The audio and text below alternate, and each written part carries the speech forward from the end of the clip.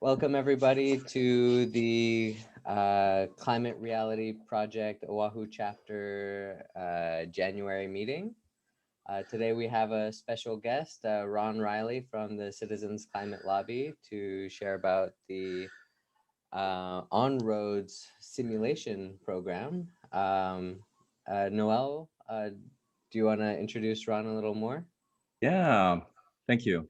Yeah, so Noel Morin here, also with the Citizens Climate Lobby. Ron Riley is a co-leader of the organization, as am I, and he's also been involved in a number of sustainability-related, initiatives on Hawaii Island. I am also proud to say that he's a co-member of Big Island Electric Vehicle Association. So Ron, as you mentioned, will be providing us with some insight into En-ROADS, which is a terrific simulator tool that allows us to do what-if analysis in real time and offer different audiences with answers to their questions about, what the impact is of certain interventions on emissions. Without further ado, I'd turn this over to Ron. Okay, thanks, Noel, and thanks, Sebastian. It's really great to be here. And my name is Ron, last name Riley, and I'm in Volcano Village on Hawaii Island. I have been an En-ROADS ambassador since early of 2020.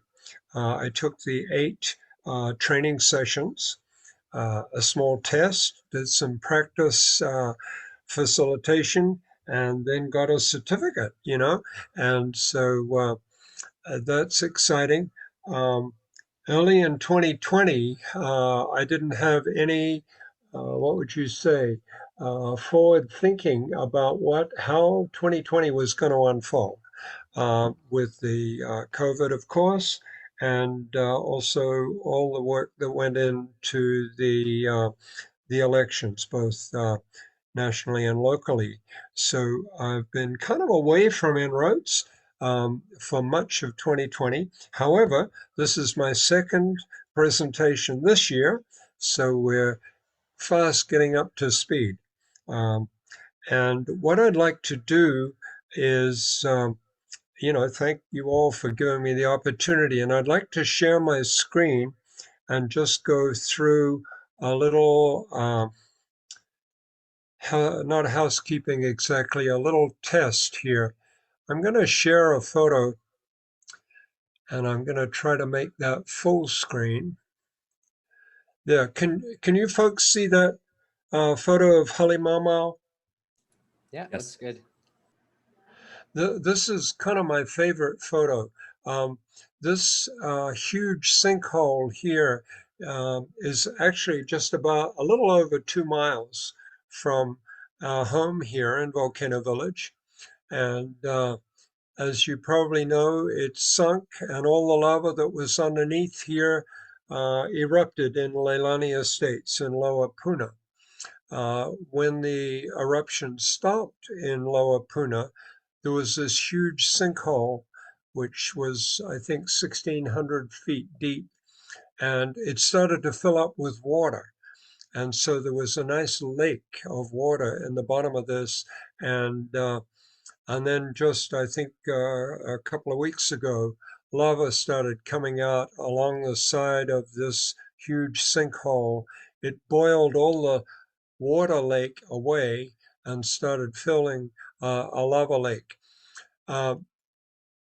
Depending on the device that you're using, on the right-hand side, you may see a small thumbnail of a gallery view. And we want to try to move that as much as possible because it could be obstructive when we get into the En-ROADS simulator. So if you're able to mouse over the gallery view, you should see a small black band at the top of the gallery view. On the left side of that black band, there is a white dash. And if you just left click on that white dash, again, depending on the device you're on, that should collapse the gallery view. And then you can drag that up a little bit with a left hold on your mouse to get it up in the top right-hand corner. So if that worked, terrific. And let me now see if I can go to I'm going to stop share, if I can figure out how to do that. Come on, stop share. Oh, there we go. Stop share. And now I'm going to go to share the En-ROADS simulator. And that'll be right here. And the organization is called Climate Interactive. And that's a think tank in conjunction with MIT Sloan. This is their home page, and the En-ROADS simulator is right here. And there we have it. And if that's full screen, is everybody seeing that? Yes? No, I'm not seeing it yet. Oh, no, I don't see it, Ron. Oh, I you think don't? you need to share your screen again. Okay, let me try that. Thank you. Mhm.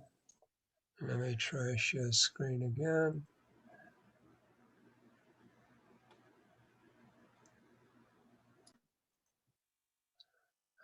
What happened? Share screen. Pick that one. Try that one. Is that any better? Yep. Yeah, we can see it now. Perfect. Okay, great. Okay, so just to quickly orient to the model here, on the upper left, you see a graph which is headed Global Sources of Primary Energy. And this is post-industrial. A source of energy for the world, of course, is the sun, and it causes plant and animal life. And when we were all hunter-gatherers, that was all we needed. However, since about the 1700s, we started transitioning into the Industrial Revolution and using energy from all of these various things. Coal in black here, oil in red, natural gas in blue, renewables, bioenergy, and nuclear. And this graph calculates the energy that the world is using in a huge unit here called exajoules. And a joule is about the energy needed to lift a small apple off the ground and hold it up about 3 feet high. So a joule is a pretty small unit of work. An exajoule, however, is, if I get this right, an exajoule is a million. It's 18 zeros, exajoules. So that's a huge unit. And this is the global consumption of energy measured in exajoules per year. The graph begins in the year 2000 and carries through 2100. And we can see energy is going to increase if we continue on what the model calls a business as usual strategy. On the right-hand side, there is a similar graph, and that talks about the greenhouse gas net emissions from the year 2000 through the year 2100. And the black line is a baseline, and we can change that baseline, and we need to change that baseline because on the very right here, we see what the temperature of the world, the increase in temperature that the globe will experience above pre-industrial levels, i.e. the mid-1800s, in 2100. And if we want to change the units on that, we can go to US units, and that's 6.5 degrees Fahrenheit or 3.6 Celsius. And I'm going to change that back to metric because most of the literature and the IPCC targets are in Celsius. An interesting graph I'd like to show you just before we move on, and I love this because I just discovered it the other day, CO2 concentration. And here we are here, and this is what we know from Mauna Loa. In the year 2100, we're right there at about 417 parts per million. And if we continue a business as usual strategy, we may get up by the end of the century at 736 parts per million. And you can see this curve is not a straight line. It's gradually increasing in slope, which means the increase is not only increasing, but it's increasing at a faster rate than it has ever in recorded history. So what we have to do is we have to avoid this scenario. I'm going to go back to the temperature graph, which is here. And this graph is beautiful because it shows two goals, right?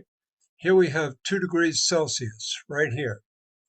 And that is the goal which the Paris Climate Agreement had set for the world. Let's not increase the temperature beyond 2 degrees.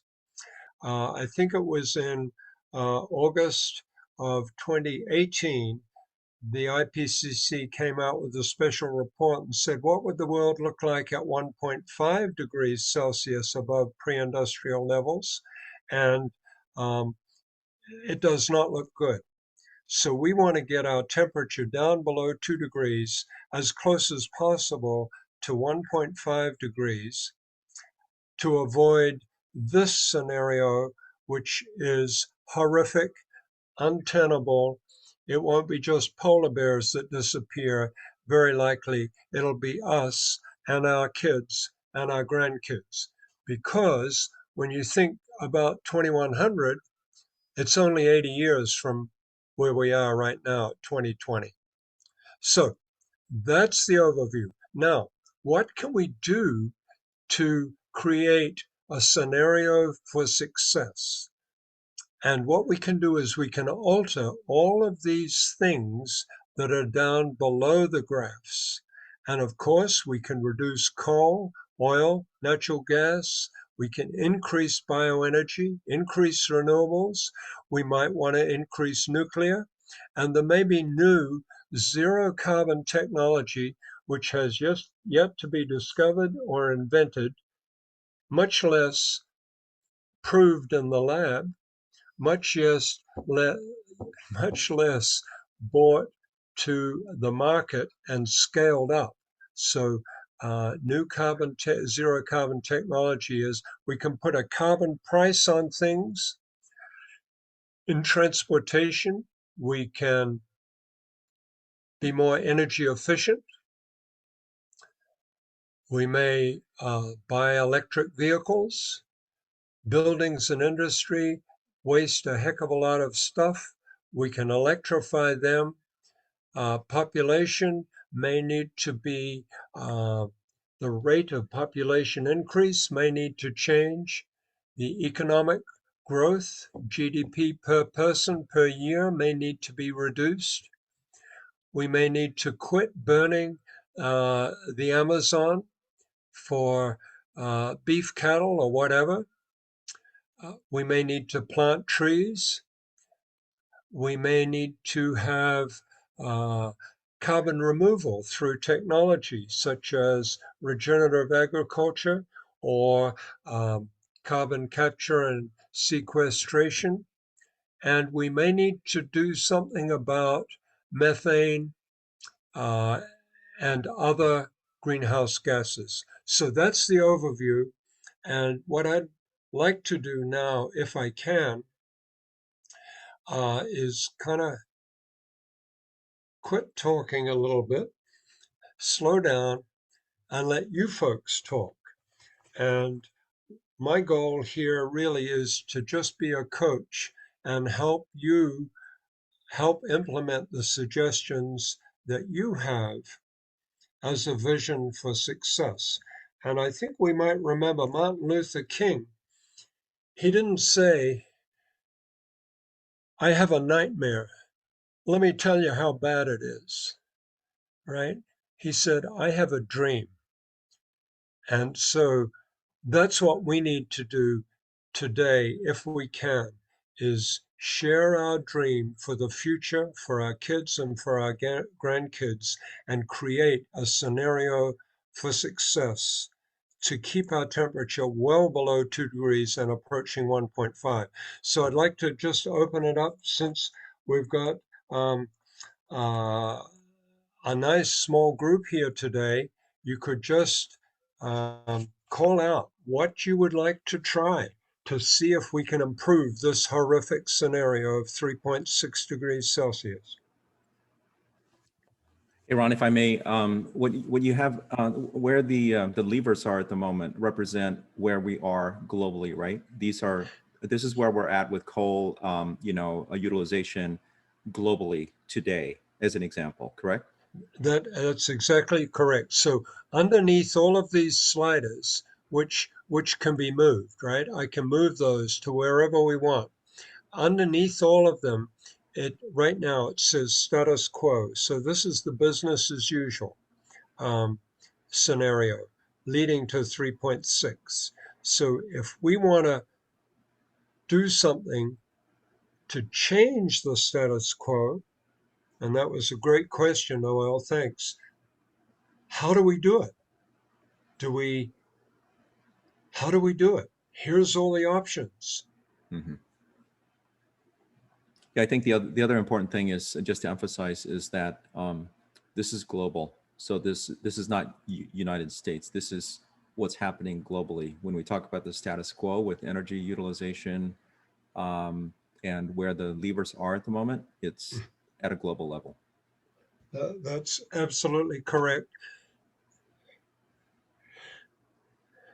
So one of the things that I've been hearing a lot of recently, we posted an article in Civil Beat, and the theme of population comes up. It's like there's really nothing we can do because the root cause is population. Until you have the brakes on population growth, you'll continue to have the need for energy, right? Consumerism, et cetera. It's going to be all powered by energy, and therefore, unless we control population, we will not be able to make a difference. So that's one statement you hear over and over again. How does that work? Like, can you demonstrate that here? Like, if we were to reduce population growth and focus on that, what happens? Yeah, okay. So the simple answer is just move the slider. There we go. Population, that's the lowest growth according to the United Nations projections through the end of the century, the 95% confidence that they have as the lowest growth. Right now, we have approximately 8 billion people in the world. The end of the century, we may have 11 billion. So if we can reduce the rate of growth, I think what that will mean is there will be less people, there'll be less consumption, and there'll be a need for less energy. So let's replay that scenario and look at the graph here, and you'll see how the global energy reduces. Looking at the right-hand side here, you can see how the blue line departs from the black business as usual, and the temperature decreased from a business as usual of 3.6 down to 3.5. On the other hand, if the population increased to the high end of the UN estimates, let's replay that, and you can see how much more energy, much more temperature change, and our temperature goes up from 3.6 up to 3.8. So that's the short answer. But Noel, to dig deeper, we have to view something which was created by a scientist by the name of Yoichi Kaya. And right here, I'm going to pull up the Kaya graphs. And Sebastian, before I explain these quickly, let me say that the most dramatic example that we had of what Noel has just described, people say it's population and we can't do anything about population.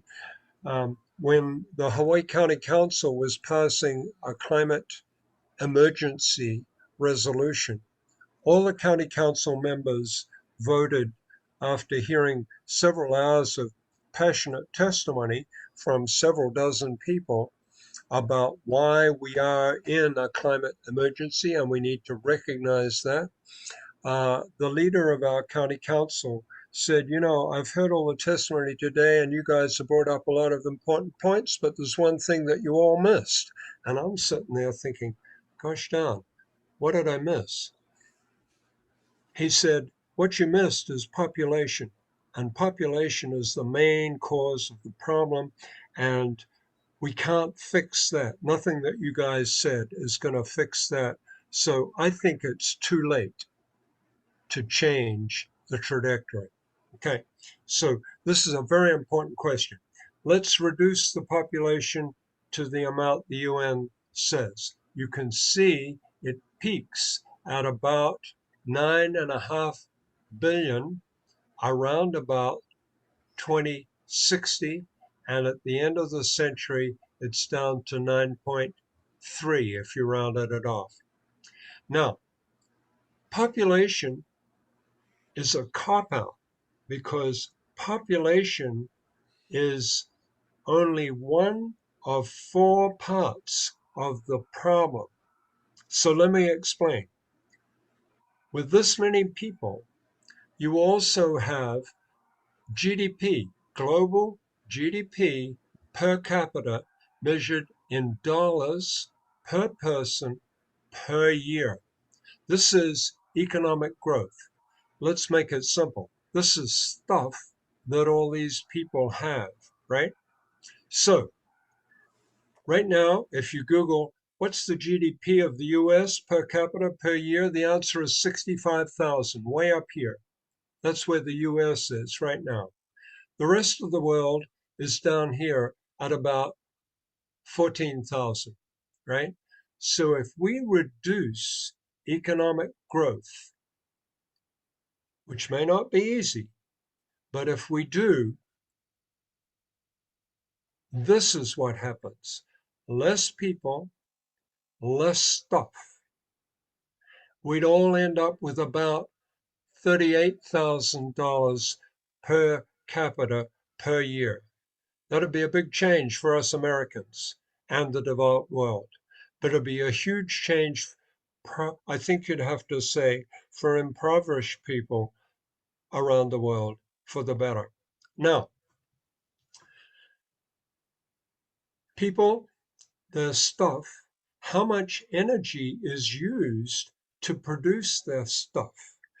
And the energy intensity of the world's gross domestic product is decreasing because all the energy processes, thanks to market forces, are getting better at doing what they do.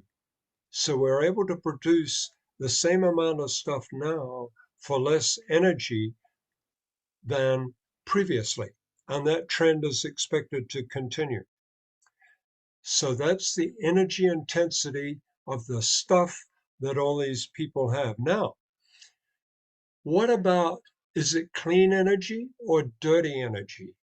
And the answer is, thanks to the growth of renewables, and the phasing out of dirty coal, for example, the carbon intensity of the energy that's needed to produce the stuff that all these people want, the carbon in that energy is decreasing. So this is good.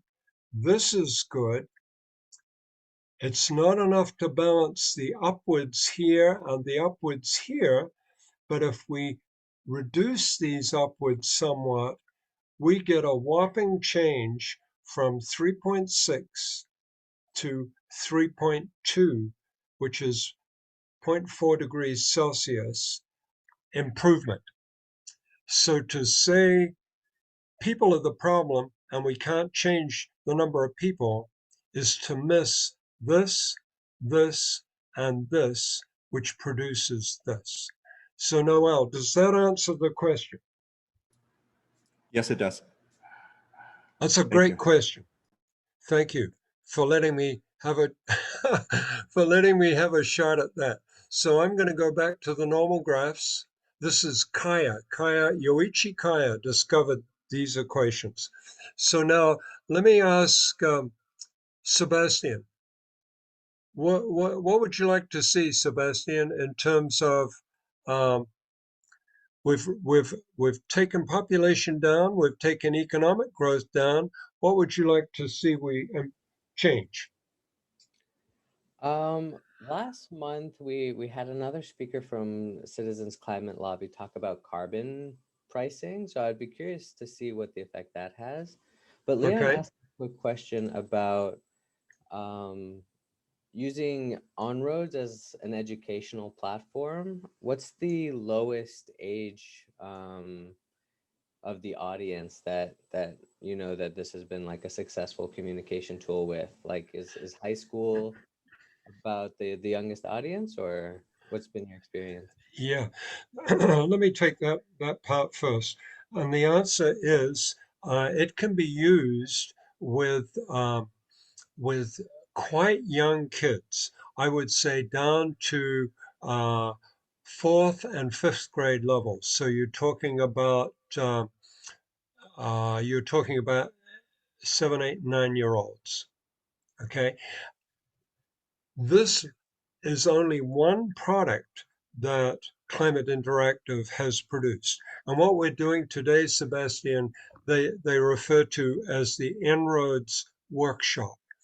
And this is for typically adult audiences, often for people who are already pretty familiar with the horrific problem that we face in the world today and looking forward.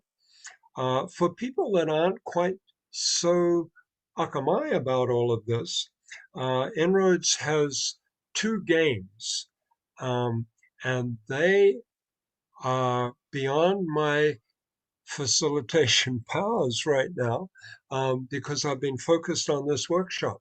But what they do is they have cue sheets for role models, and they have developing nations sitting on the floor, and they have more moderately developed nations sitting on a bench, and then they have the fully developed nations sitting in nice swivel chairs at a table with lots of good food and snacks. And these are the real situations in an analogy in real time played out. And then they have a big blue top, and the organizers say, and this big blue top represents the sea level. And as you can see, the blue top is rising.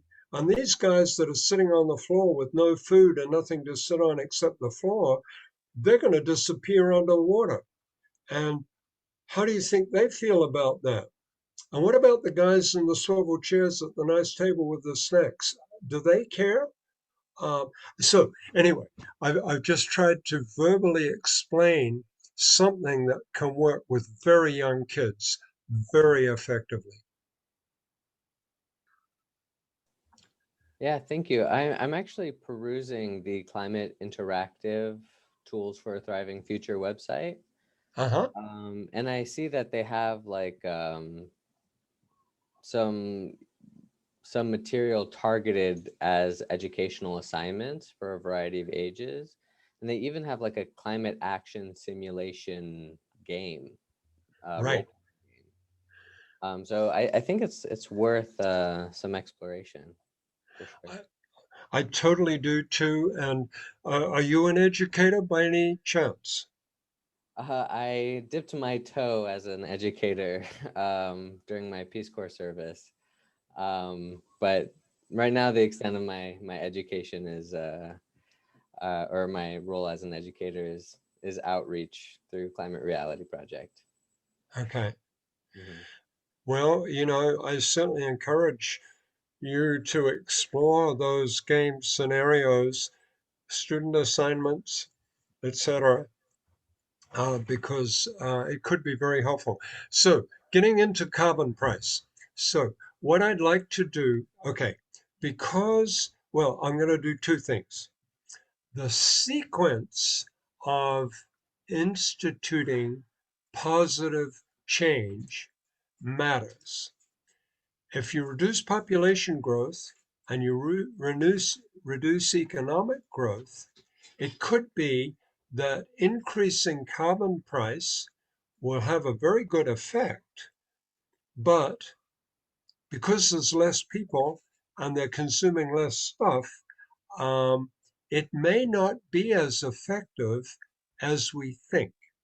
Now, looking at these three big ones here in 2020, coal, oil, and natural gas. If we put a carbon price, which of those is it going to affect? Do you give me a sense on that? It should affect the Cool. consumption of all of them, right? Meaning you should see a reduction. So market forces will drive a reduction in the consumption of fossil fuels because it's going to be more expensive. And you should see an increase in the consumption of renewables, bioenergy, renewables, the green stuff. Right. And the most carbon intensive of all the fossil fuels is coal. So it could be true that coal decreases more than these other guys. However, coal is very inexpensive, easy to mine, and quite safe to transport. So it'll be interesting to see what happens. Let's go all the way up to the top here in one swoop and see what happens. Okay. So I think what you said would happen, Noel, happened. Let's get back to where we were let's look at coal first off. I love seeing coal disappear. It peaked very early after making this change and went down. Oil, let's look at oil. The red area, it went down, but not quite as much. It's hard to convert transportation, which is the main user of oil, quickly. And then what about natural gas? Natural gas declined also, and renewables. There's another way of looking at this same information, and it's right here. Coal goes down, oil peaks and goes down, and renewables go up. And look what happened over here. We went to 2.4 with a carbon price. Now,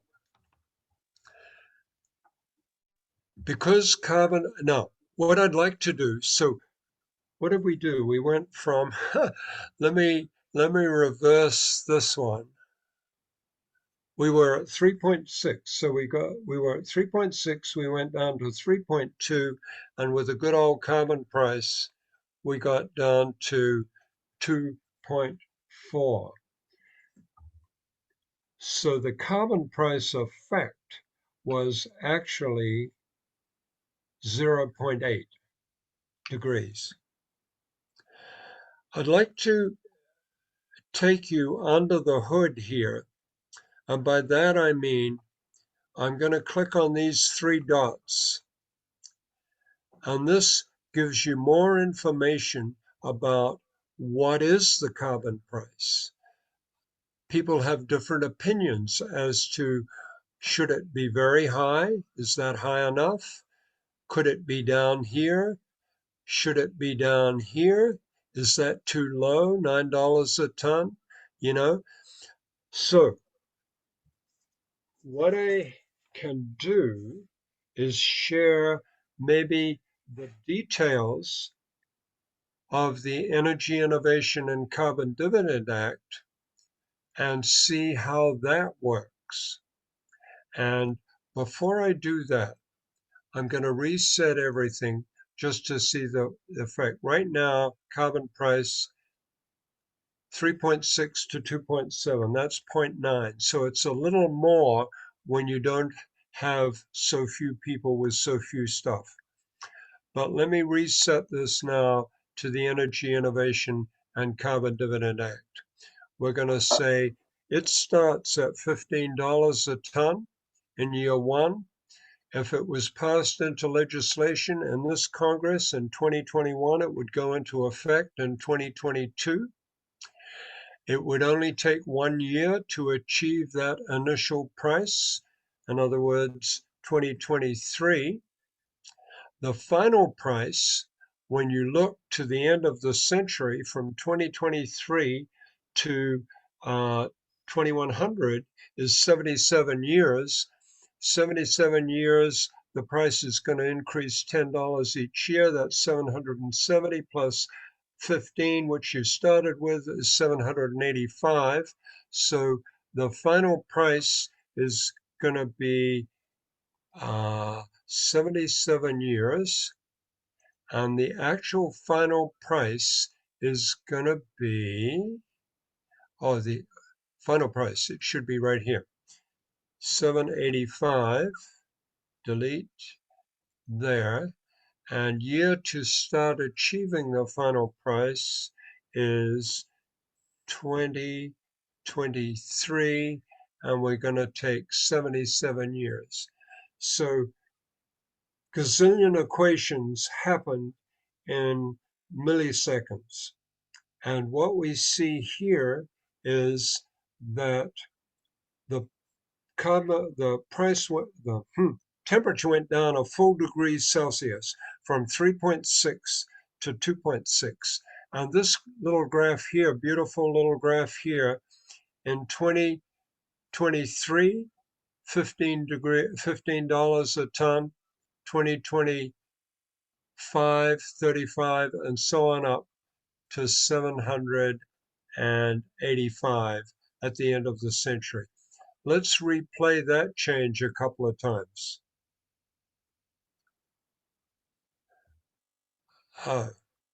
It'll only replay the last one. Okay, so what we can see is coal took a big hit. Oil peaked fairly early, about 2030, and declined, and renewables just skyrocketed.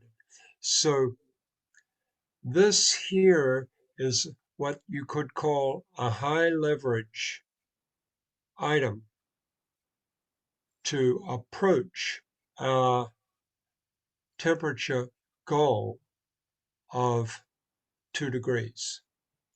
Hey, Ronald. Yes, sir. I got a quick question. This is Leon. You're asking about educators. I'm kind of in the education field. I do education outreach over at NOAA. I'm kind of curious, like you put in a specific, example, and I noticed there's kind of a shared scenario. Are those kind of pre-populated just from, because it's kind of community sourced, it looks like, that you could put in existing proposed pieces of legislation and you could see what the outputs are, or would you have to kind of hunt around to do that? Is that something that's in there that could quickly be used as an example, or I'm just curious if that's built into it, or if people are adding it as these proposed pieces of legislation come out? Yeah, and the answer to that is it's not in there as the default. The default slider was set, I think it was $480 a ton, and it was a flat line. It went up in 10 years, got to 480, and then flatlined all the way across. So these are part of the assumptions that the model has, firstly, as default assumptions. And then if anybody doesn't agree with the assumptions, they have the capability to change them to suit whatever they see as a more correct assumption, right? So we're adjusting assumptions under here. And Leon, I got to say, when I first discovered this ability to change the assumptions, I couldn't quite figure out how to make it work.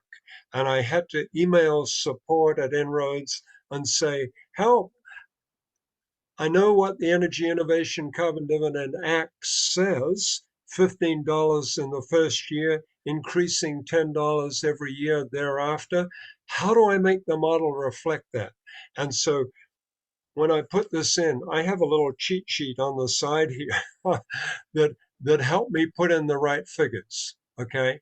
And it looks like you can save the scenario. So that could almost be like a shared Google Doc where you could store yours, put that in there, and then other people could use that instead of kind of reinventing the wheel, right? Potentially. Correct.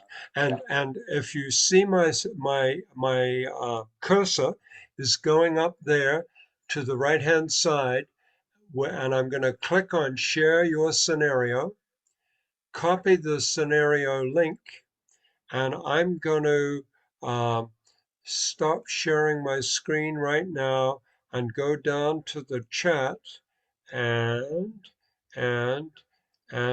put it in the chat. And there you have it. So thanks, Leon. That was a great question. And I'm going to go back to sharing my screen. And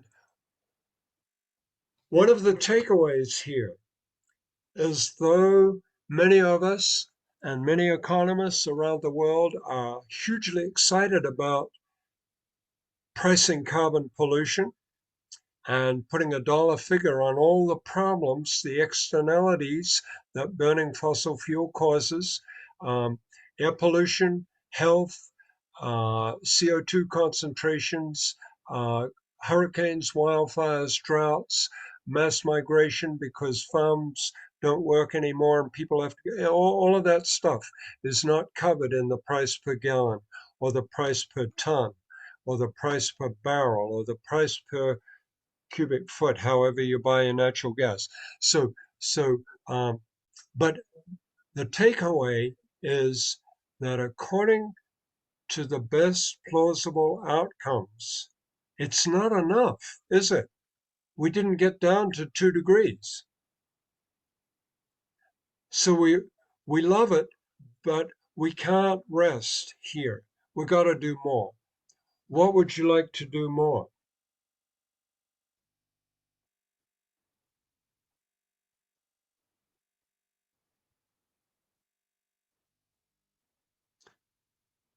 You want to do anything with nuclear? You want to do anything with renewables? Let's check. Yeah. Let's check out. Transportation.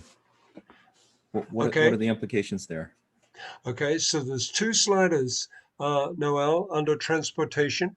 One is electrification, which we know and love, and that's more electric cars, trucks, planes, ships. Is that the one you'd like? Sure. Okay, let's replay that change. And just kind of a follow up on that. I'm kind of Yes. curious. You know, I mean, oftentimes when you're speaking to students, right? It's all about what they can do and seeing what they can do if it were done on a much wider scale. Does it sort of, I don't know, is the tool helpful in that regard where you can look at something kind of on an individual basis to see if we all do this collectively versus something that's more of a government action in some degree, so you can tease that out, or is it more geared toward larger scale stuff? I guess. I think it can do both.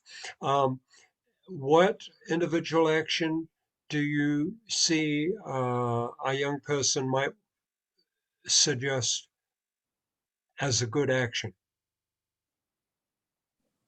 Well, I think in Hawaii, afforestation might be a popular solution, working in conservation and thinking about how we can use um, restorative practices to sequester carbon. Can we see what afforestation has on the projection? Right. Okay. Plant more trees. Now, when you're helping young people, uh, you know, you got to do it as an educator. Ideally, you know the answers before, you know, before the kids ask the question, right? So to help with the answers, let me just say that these buttons here, which allow you to look under the hood, there are similar sliders here that you can adjust. What percentage of available land, and remember we're talking globally, is available for forestation? You can change that. Let's say we want to make it 20% at the outset. Okay, and let's say we want to start that process in what year, and I can do it with the slider right there. And time to secure the land, it takes, let's say it doesn't take very long, takes 3 years. The planting time is not 30 years. We're going to plant bamboo. We just learned about bamboo. Fastest growing plant on the planet, comes to full harvest in 7 years. When you harvest it, the plant doesn't die. It's like mowing the lawn, it grows again. So you can have a planting time for bamboo of 5 years. Now, what happened over here is you can see afforestation sequestered and removed gigatons of carbon dioxide right here. Coming under the hood here, I wanted to draw your attention to this little information help button, which applies to all the sliders. If I click on that information button, I get a whole bunch of good stuff, and I can make it larger so you can see it. Plant new forest, restore old forest. As trees grow, they draw carbon out of the air, reduces the concentration of CO2. However, without care, large-scale afforestation can comprise biodiversity. Compromise, What? compromise, Compromise. What did I say? comprise. Compromise biodiversity, thank you, Roberta, and historic land rights. And we see that with eucalyptus on the Big Island. Thousands of acres planted, compromised biodiversity. So there's a whole bunch of good educational information there, including references to case studies and more information. Here's one. Children co-benefit. Quite apart from carbon dioxide and global warming, children living in areas with more street trees have lower prevalence of asthma. Journal of Epidemiology and Community Health. So beautiful. All that information is there, and it's easily accessible. So going back to where we were, let's take afforestation up to the max, and we're at 2.4. Are we there yet? No, not even close. Well, better than 3.6. Yeah, true. But we're hoping to get to 2.5. What's another thing kids could get excited about? Hey, Ron, Yes, sir. Can I also just say, I'm going to have to run in 6 minutes, and Oh, okay. Sebastian will be the host. So, Okay. you know, you can continue for as long as needed. But I just wanted to comment that, you know, just like anything else, there isn't a silver bullet, right? These are levers that need to be pulled. At the end of the day, a number of these things are happening already, and a number of these things just need to be escalated. And many of them will play a part, you know, in helping us meet our goals, right? And reducing emissions and saving the environment, et cetera. So that was one point I wanted to make. And I really appreciate this tool because it allows for that what if analysis in real time that, you know, that we talked about. The other thing I want to raise is as it relates to, you know, communicating with our youth, communicating with our community, right? In terms of what are some of the things that, you know, that we can do, and what would the impact of that be to, you know, the climate? Because this model is global, it doesn't always reflect necessarily, you know, the impact may not appear to be significant, but the reality is it is, right? So it's almost like I guess it's we're utilizing this as a way to help our community understand what they can do personally. We also have to kind of like color that a little bit, right? Make it very clear that, you know, an individual making a choice to drive an electric car or to change out their light bulbs or to, you know, to take a bicycle instead. All these things count. And I guess what I'm trying to say is that this particular tool may not always be effective to kind of communicate with the individual, you know, what their individual actions can translate into in terms of, you know, like global CO2 emission reduction, but it's still very much relevant. I hope that makes sense. Great, Noel. Good comments. And Yeah. yeah. I mean, I would just add, you know, you got to start with where kids are at, right? So, I mean, changing light bulbs and stuff to see where that is, and then you sort of grow from there. Well, that's individual. What am I doing as a community? Well, maybe my school can do net zero. So you start individual, work your way out, and then you can kind of see what those actions are, and then sort of multiply it. So I don't know, the approach, at least for much younger kids, right? Middle school, I'm talking about, or not. So, you know, it's a tool that can be used in that way. And maybe I assume there's probably already guided things that kind of start at your level and then moves that circle out. Leon, let me share a little story. I grew up in New Zealand and moved to Hawaii, surfer and lifeguard, when I was 26 years of age. In New Zealand, when I was going to high school, my high school, 12-year-old through 17 years of age, a big proportion of the kids rode their bikes to school. They didn't have in New Zealand school at that time, and I'm talking about the mid to late 50s now, 1950s, there weren't lines of cars with one kid per car and one parent per kid blocking up the street for blocks and blocks, trying to let their kids off and then trying to pick them up in the afternoon. Kids bike to school. And I can tell you, as a kid, I remember getting my first bike and mom and dad saying to me, okay, well, we'll see you later. And I go, wow, they're trusting me to bike the 4 miles to school, spend my whole day at school, and then get on my bike, go to my friend David's place and play after school, and then bike home to school in time for supper at 5 o'clock. Wow, this is great. The empowerment feeling that I got from that experience as a kid has stayed with me for my whole life. So you can adjust the slider. Let's improve energy efficiency. This means bicycling and walking, among other things. Let's see what happens.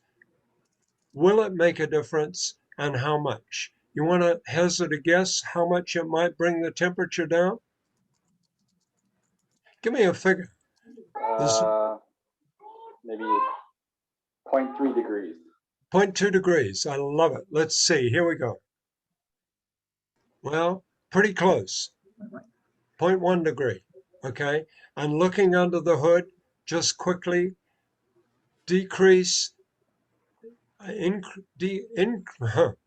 increase the efficiency of vehicles, shipping, air, transportation, things like hybrid cars, public transport, ways people can get around using less energy.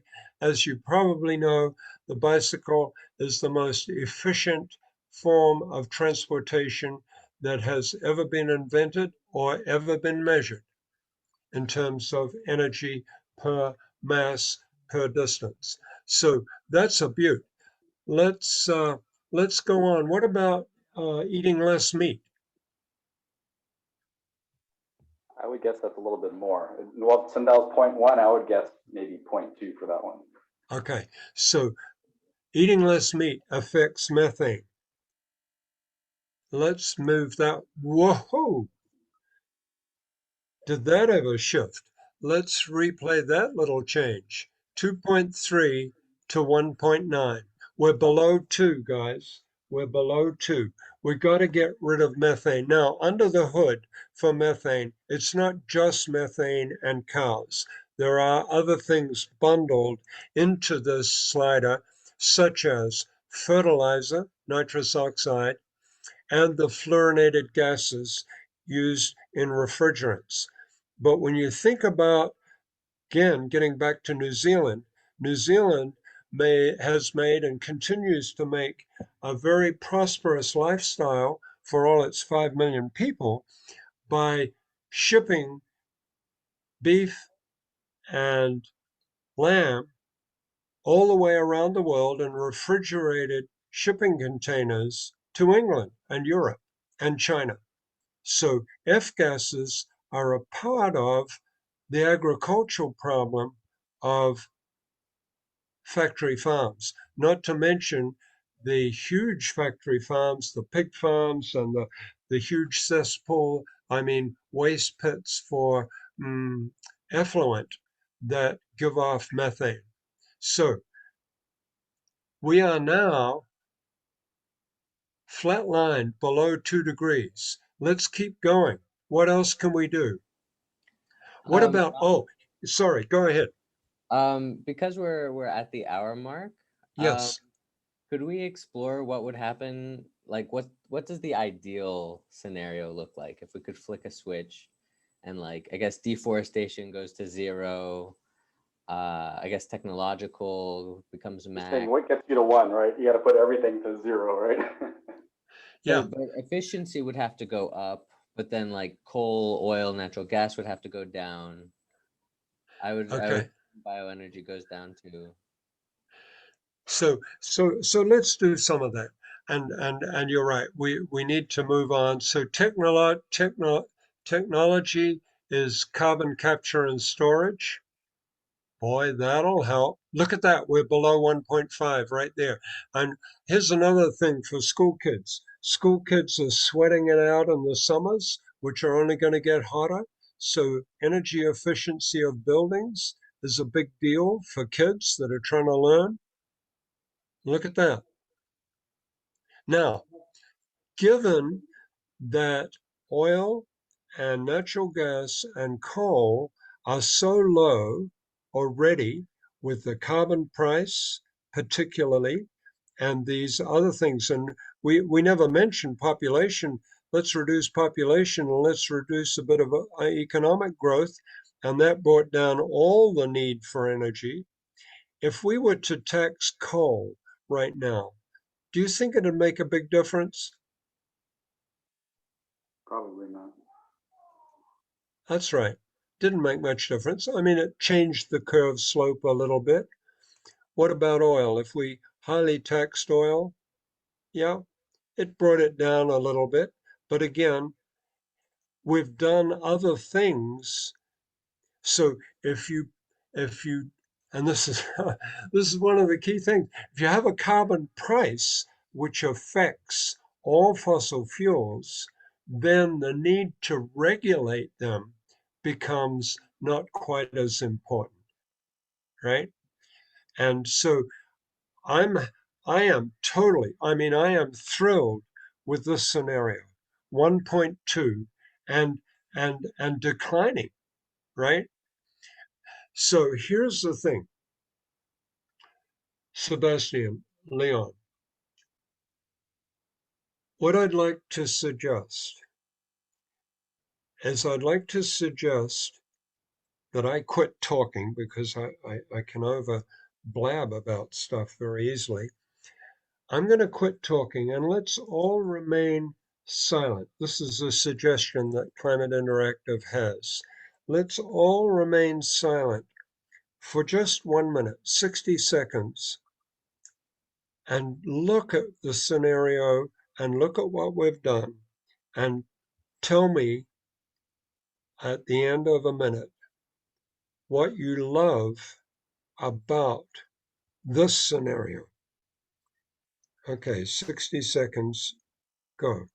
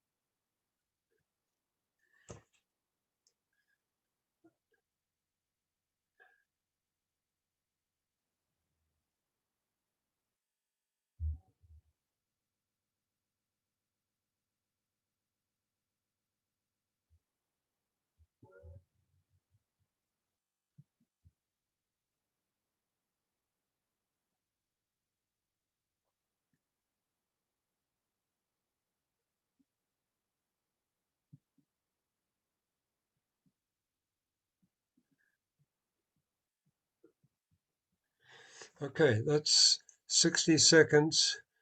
Who'd like to start the ball rolling? What do you love about that scenario? Leon, please. I don't know. I guess that it's, that it's still possible to stay within 1.5, I guess, right? I mean, you hear a lot of if we really buckle the hatches down and do both collective and government action, that it is indeed possible. There's a lot of doom and gloom that you hear. So it gives kind of a hopeful picture. That is so great, and that's one of the huge takeaways. It is possible. Okay. Sebastian, what do you have? Similar to what Leon was saying, I think it's quite impressionable that, we think of the 1.5 degree threshold as sort of like a point of no return, um, where this projection shows us kind of breaching the limit and then actually coming back down below it.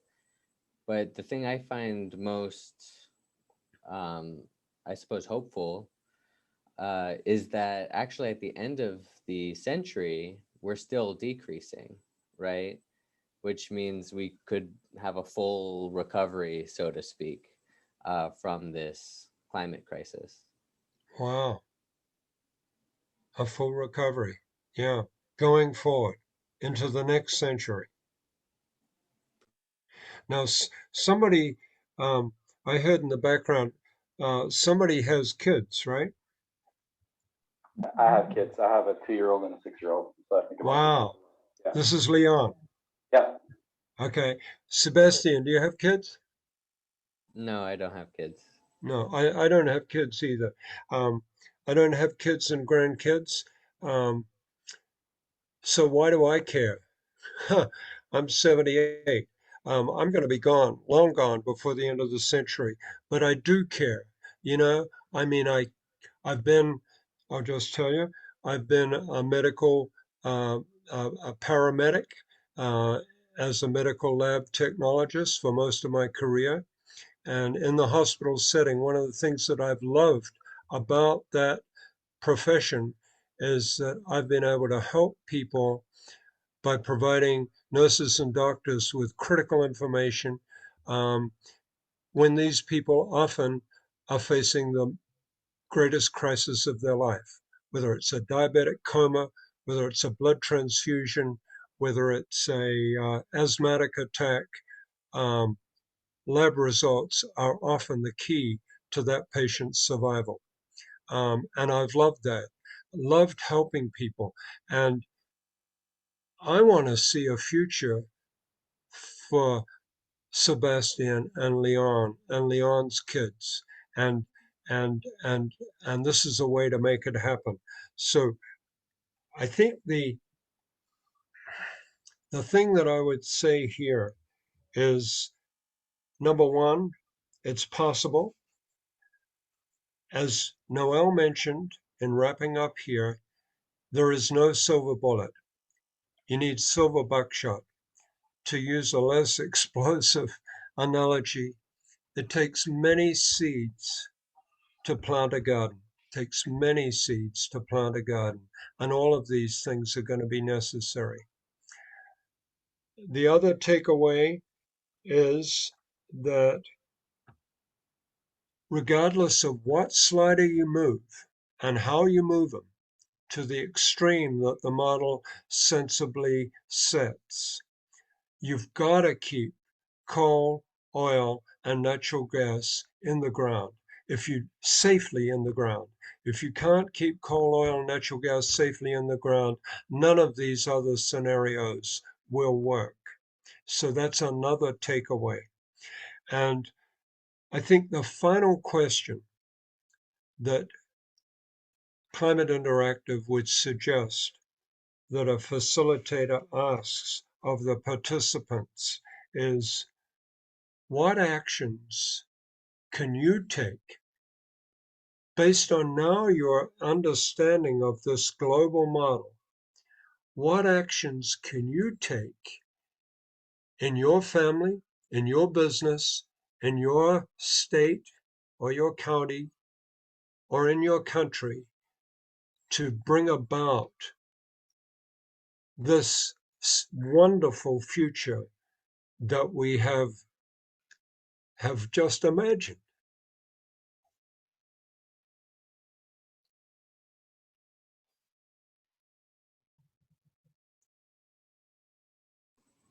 Join Citizens Climate Lobby, I guess.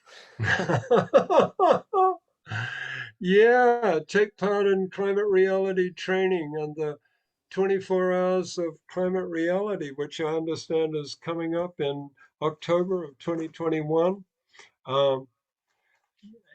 You know, we've got to do what we can, don't we? We've got to pull all the levers. And Citizens Climate Lobby would say that there are 5 levers that you can pull to make things happen. And one of them is lobby your legislators. Another one is talk to your friends. How often do you get to talk about climate change to somebody that you know every day? I mean, somebody that you meet. Grassroots education. Write a letter to the editor. If you look on the Tribune Herald on Thursday, January 7th, I was lucky enough to get published, and I wrote a letter. I'd encourage you to pull it up on the internet and take a look. It's headed "Support the Energy Innovation and Carbon Dividend Act," and I lay it out there as best I could, as eloquently as could, persuasively as I could. Get influential people involved. Russell Ruderman, Heather Kimball, Ashley Kirkovitz, Professor, I can't think of his name right now, at the university, and others. And before I forget, Leon, let me ask you, as outreach with NOAA, do you know a wonderful guy that we have at the Mauna Loa Observatory by the name of Aidan Colton? Yeah, I do. I actually just spoke to him this past Thursday. So he's part of we have a group called the Pacific Region Outreach Group, which is a group that is a regional wide group. So everyone from Hawaii, all the outreach people from Hawaii, American Samoa, Guam, and CNMI, we meet monthly to talk about education outreach for what NOAA's doing. So he did a little blurb on Mauna Loa. It's funny you mentioned him. Yeah, I know him pretty well. Yeah, I read an article about him, and I invited him to be a speaker at our Hawaii Island Citizens Climate Lobby meeting. That was several months ago. It was a Zoom meeting, and he just knocked it totally out of the ballpark with the factual information and how it relates to all of this. And my at the end of the day, I said, Aidan, you're measuring CO2 in parts per million. It's the highest it's ever been. Our goal is to help get that figure down. So you're our barometer of success. How well we do, you will be measuring that. You know what I mean? So um, that's great, Leon. If you want to use this model, what I would highly recommend is there are 8 training sessions that will give you a lot more depth than the superficial, which was appropriate for our use today. The more superficial exposure, there is a heck of a lot more depth there. And the 8 one-hour training sessions are fabulously worth your time. If you enjoyed the presentation today and you see any opportunity where I could present to your group, I would love to do that. Aidan did not get to see this presentation when he joined our monthly meeting. We were all sitting in awe for an hour listening to his wonderful presentation. So it'd be great to return the favor. And just as we close, Sebastian, I think what I would say is it is possible. We need many seeds to plant a garden. It's not going to be easy. It's not going to be easy, but it's going to be worth it.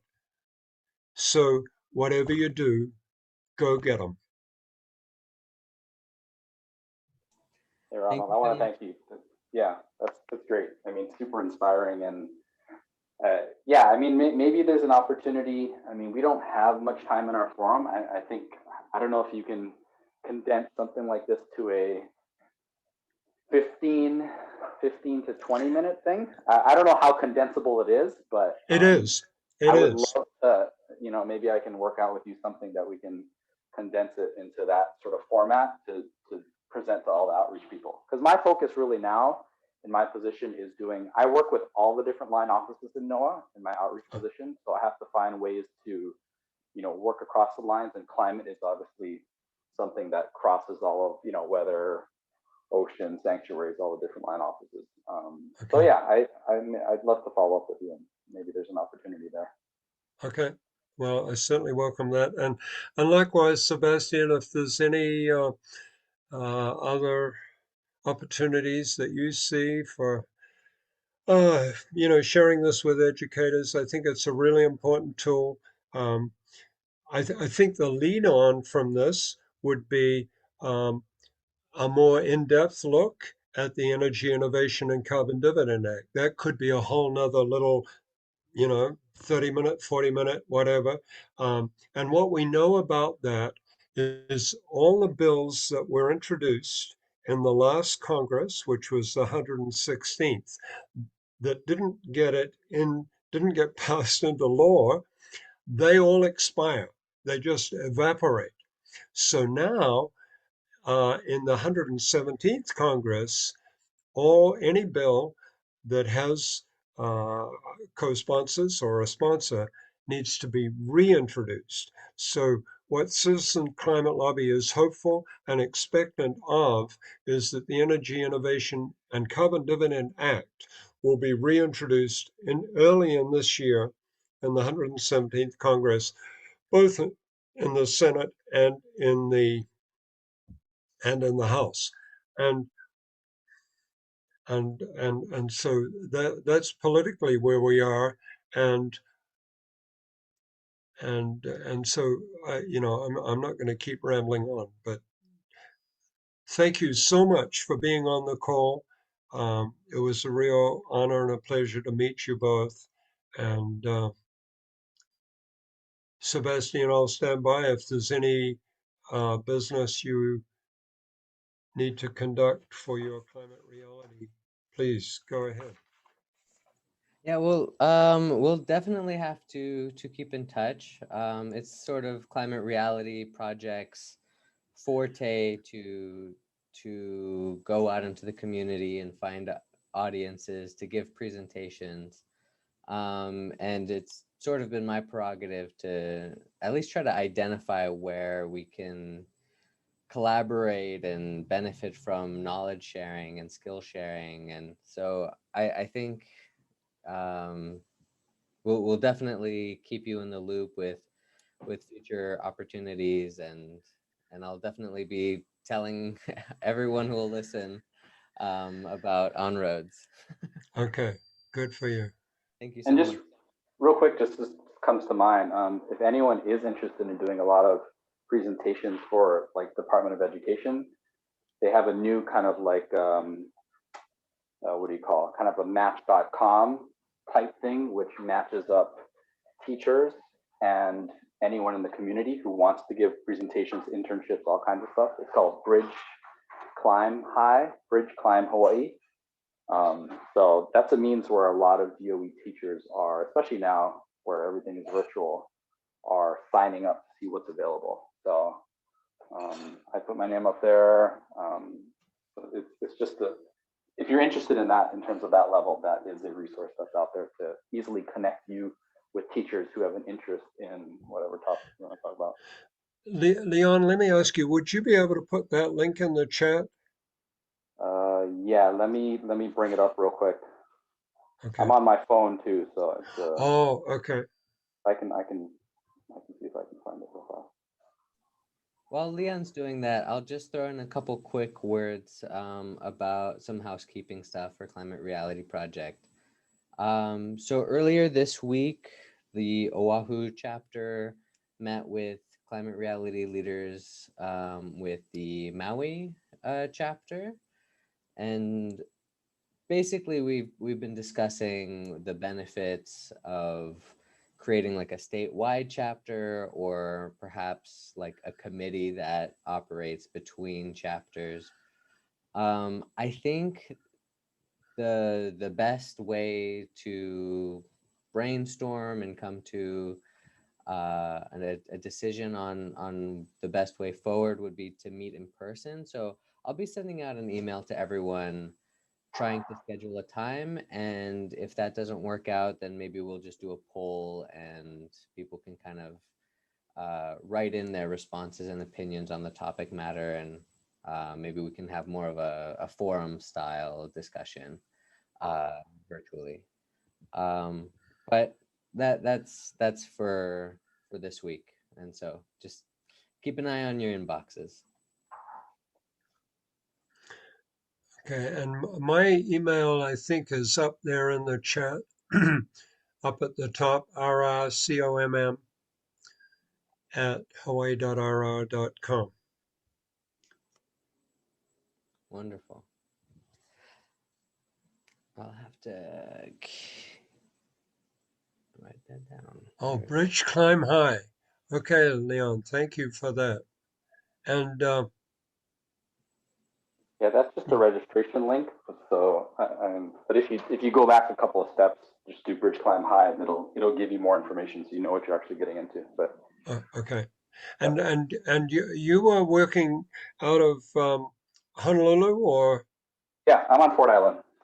Well, I'm not on Fort Island okay. now, but I'm based on Fort Island. Yeah, I've just been in my position for a little under a year, but really striving to make climate kind of a big focus. We're trying to get some small mini grants competition out to schools to do some like climate design thinking, climate type stuff in the classroom.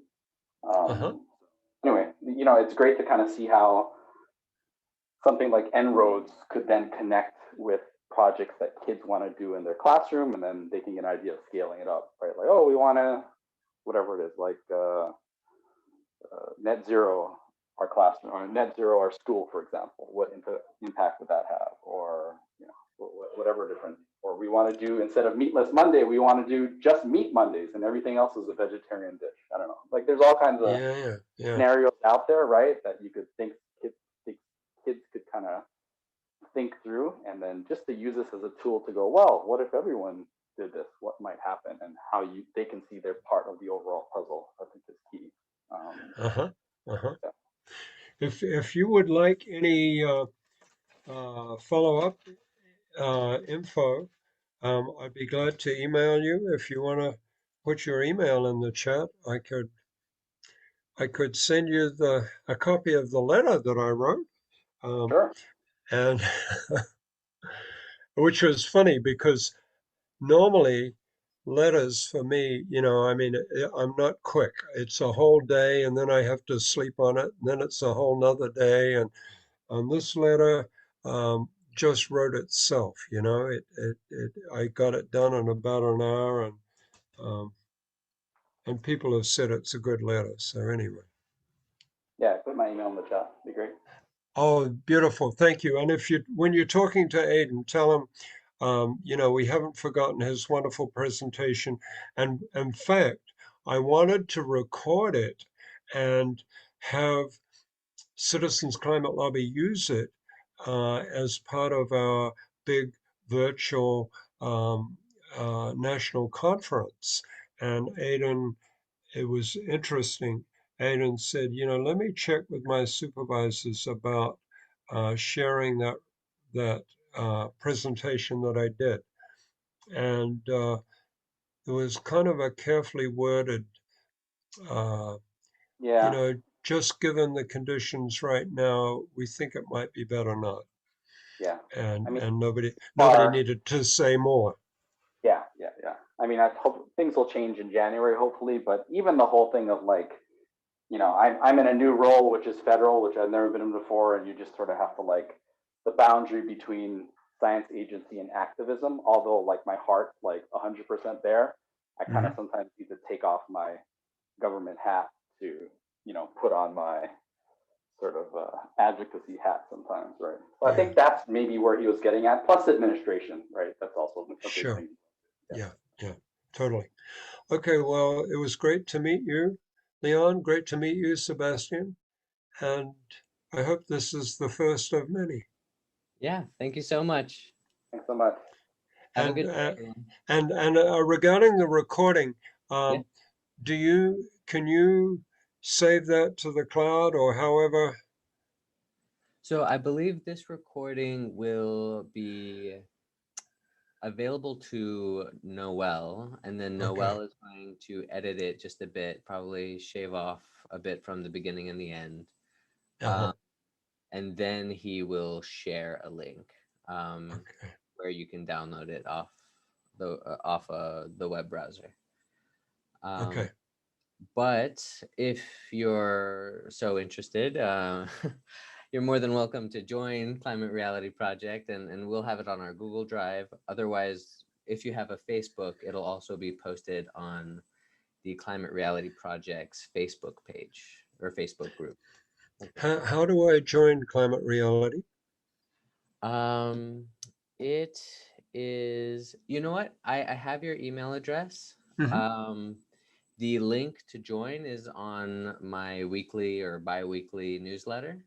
Okay. So I can email you information on how to opt in, and you can be in the circle of communication with all of our going on abouts. Okay, that'll be great. Thank you very much. Yeah. Okay. Thanks, everyone. That's everything. Okay, thank you. Take care. Bye now.